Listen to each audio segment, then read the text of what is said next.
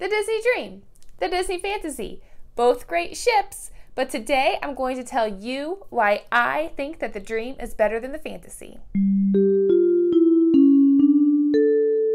Yes, I know, I just did a video about why the Fantasy is better than the Dream. I didn't say it was my favorite ship, and I'm not saying the Dream is my favorite ship, but today I'm going to share with you things that make me like the Dream a little bit more than the Fantasy. Not officially better, not the Dream is better than the Fantasy, but the things that are on the Dream and the Fantasy, what they have in common, and why some things are better on the Dream than on the Fantasy. First things first, if you are new here and just finding our channel, then hello, my name's Ashley. Glad you clicked on us. We here at Disney Cruisers love cruising Disney and planning for our Disney cruise, and we have a gajillion videos on things that I'm sure you will not find anywhere else on YouTube about Disney cruising. If you were part of our Disney Cruisers family, give me a like down below so I know that you're here. And if you have not jumped in and joined us yet, then this is the video to do it. Hit that subscribe button, hit the notification bell. Be proud of the love you have for Disney Cruise Line. So I'm gonna start with like the obvious thing that is just kind of like an opinion, and it could differ between people, and some of you might be like, no, Ashley, you're wrong. You're completely backwards. So I'm gonna start with that one, and then I'll get to more of like the more detailed, make you think kind of ones. Like, oh, yeah, that's right. It is like that. The Dream is better. So first I want to talk about the Broadway shows, and one in particular, the main headline show for that ship. On the Disney Fantasy, they show Aladdin, and on the Disney Dream, they show Beauty and the Beast. I am a huge fan of Beauty and the Beast, huge fan of Belle. She is my favorite princess. Love everything about the movie. I thought the show was wonderful. Now, I'm not saying that the Dream is better because Beauty and the Beast is on it, and I love Beauty and the Beast and it's my favorite. I'm saying that the Dream is better because I think that Beauty and the Beast was better than Aladdin. Not because it was my favorite, but because of the way the performance was, the way that it was shown. Does Aladdin suck? No, it doesn't. It's a very wonderful performance on the ship. Seriously, it's really great. We even saw it 1.5 times because we had nothing to do for 30 minutes, and we were like, oh, well, we can go see the other showing of Aladdin that's on tonight. And we're like, okay, so we just sat in the back while we had time to kill. It is a good performance. Beauty and the Beast is a good performance. Beauty and the Beast is a little bit newer. Well, okay, a lot newer. There's new technology in the performance. In fact, the technology in Aladdin kind of ruined part of the show, actually. I forgot when Aladdin, I don't want to tell like all of it and give stuff away, but Aladdin and Jasmine are on a magic carpet ride at one point in the show, which you know because it's in the movie, but they got stuck and they had to like close the curtains and have an announcement saying they had technical difficulties, and then we had to wait. So yeah, I remember one time I saw it, that was kind of a bummer.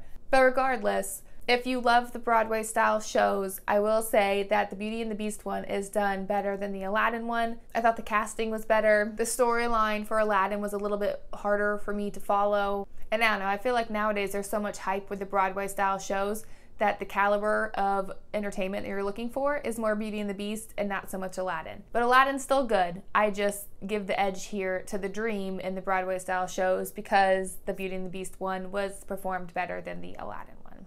All right, my next two reasons are going to be like Ashley reasons. One's more controversial than the other. Should I start with the controversial one or keep that for last? I'll do the controversial one last, and I will do the layout of the ship one now. In the aft of the ship, which is the back of the ship, you will find the like adult area, the inside adult area. The adult pool deck is actually on the other side of the ship in the front. And remember, I'm just talking about the Dream and the Fantasy. So you'll find the adult pool in the front up on the top deck, and you'll find the adult nightlife area in the back of the ship on deck 4. Convenient that it's only one flight away from all the kids in the kids club area, so you don't have to walk very far to go get your kids when you're done. Anyways, the nightlife area on the Fantasy is called Europa. It has a Europe theme. It's got a centrally located area called La Piazza.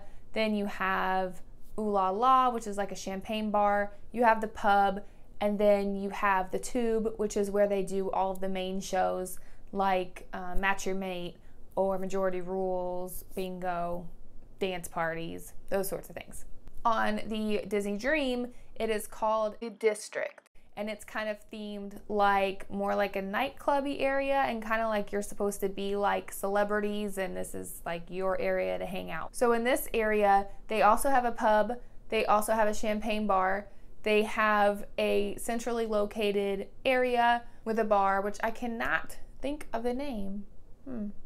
Maybe I'll look it up. So I'll look it up and I'll put it in.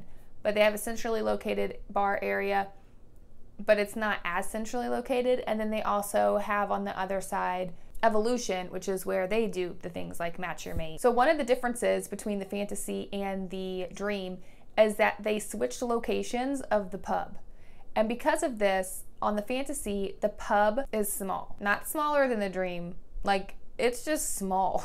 Like, it's a skinny, long, really skinny, and really long rectangle. The width-wise is like for 2 tables, and then like it's just like long and drawn out, and the TV's at one end, so like if you're wanting to watch sports and you want to sit down, like you just can't see like the distance. It's just, I don't know, it's weird. I don't like it.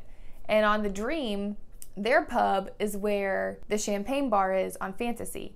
So the Fantasy has this huge champagne bar, but it never really gets used. Every time I've gone by it, there's been 0 people in there unless it was like a mixology group or a beverage seminar. Like there was nobody in there, like ever. I felt really bad one time because I went in there just to like see if anything was happening, and there was a person in there playing the violin and she was playing to nobody. I felt really bad. But it's kind of like wasted space.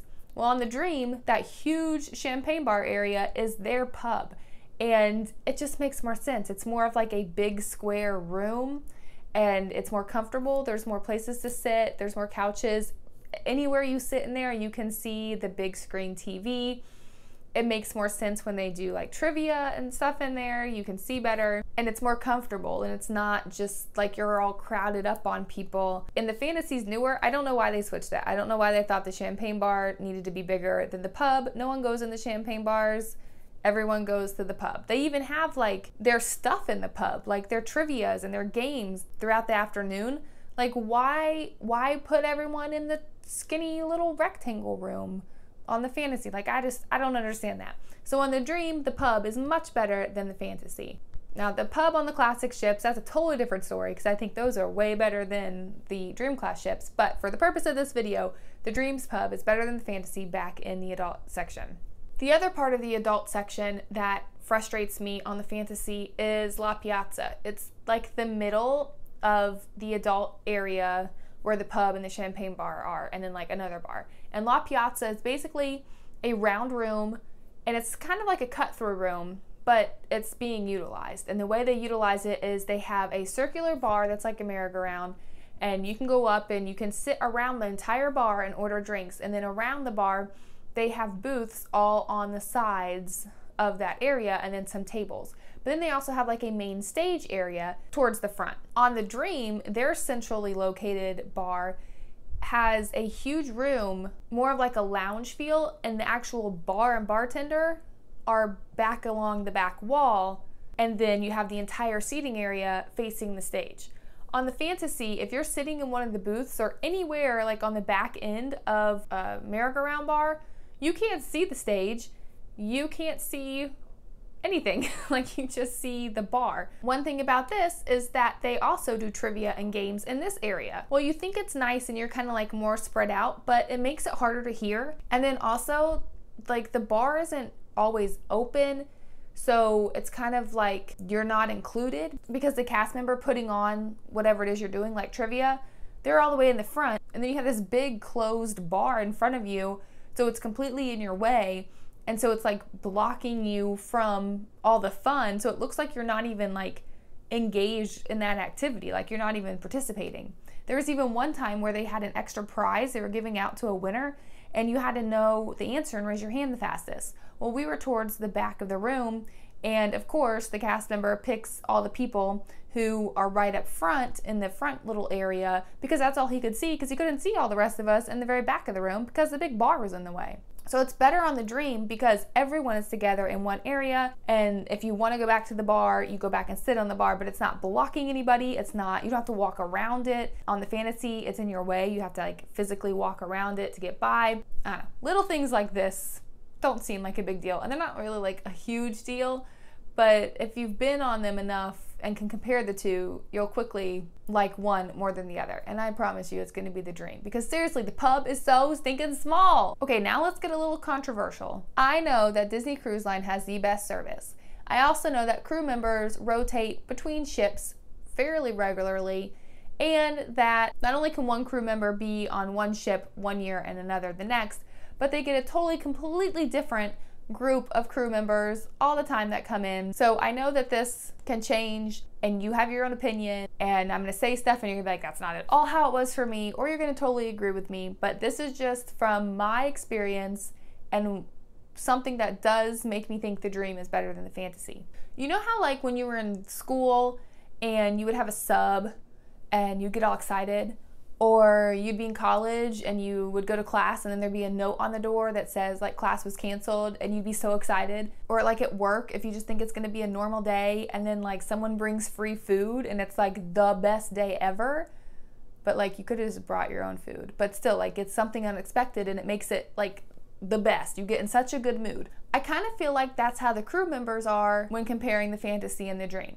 The Fantasy's itineraries are 7 nights. The Dream are 4 nights and 3 nights, and they switch back and forth. That means that in 1 week's time, the workers on the Fantasy see one group of people for 7 days. On the Dream, those crew members in a 7-day time get to see 2 sets of people. So I almost feel like on the Fantasy, the guests don't get switched up often enough, and it kind of like makes the crew members a little bit bored, or it kind of gets like mundane. Whereas on the Dream, they're flipping people over so quickly that it gets them excited. It's like, oh, new people, something new today, not the same old day like it's always been. And because of that, I almost feel like you get kind of better service or just more attention on the Dream than the Fantasy. The workers on the Dream also know that the time to impress you is shorter, and so they want to make sure your service is top-notch Disney level service. They also want to make sure that you love them enough to maybe increase their tips, because you should always give the baseline tips. They do work really hard to try and get more tip money from you. I've always just had more of a connection with the crew members on the Dream than the Fantasy. I feel like towards the end of the week, the crew members on the Fantasy are just doing their job. I mean, think about it though too, like if you are working somewhere and you have the same people for a whole week and there's a group of them that maybe aren't your favorite, or they work you too hard, or they're rude, or they just mess things up for you the entire time, you know you have to deal with them for 7 days. But if you're working on the Dream and there's somebody that maybe gets on your nerves a little bit, well, guess what? They're going to be off the ship in a couple days and you get brand new people. I just feel like the level of service on the Dream is better than the Fantasy. Let me know in the comments. Has that ever happened to you? Do you feel the same way? Not saying that the Fantasy service is bad. It's not. It's still fabulous. I just feel like the crew members care more about me. They just seem more excited to be working with me as opposed to the Fantasy crew members. I know some people are not going to be happy with me saying that, but it's true. That's how I feel. You know, I've had experiences where it's true. It's true almost every single time I'm on either of the ships. So if you watch this video and you're like, Ashley, the Fantasy is better than the Dream, then you should click this video, because I tell you reasons why I think the Fantasy is better than the Dream right there. So I still have not said if the Dream is my favorite ship, or the Fantasy is my favorite ship, or the Wonder, or the Magic. I'm not going to say that. That's not what these videos are about. These are just highlighting the similarities of the 2 ships I'm comparing and what Disney has done better on one versus the other. If you're getting ready to cruise soon, I'm so excited for you and a little bit jealous, and I hope you have so much fun. Thank you guys for watching this video. Bye, cruisers.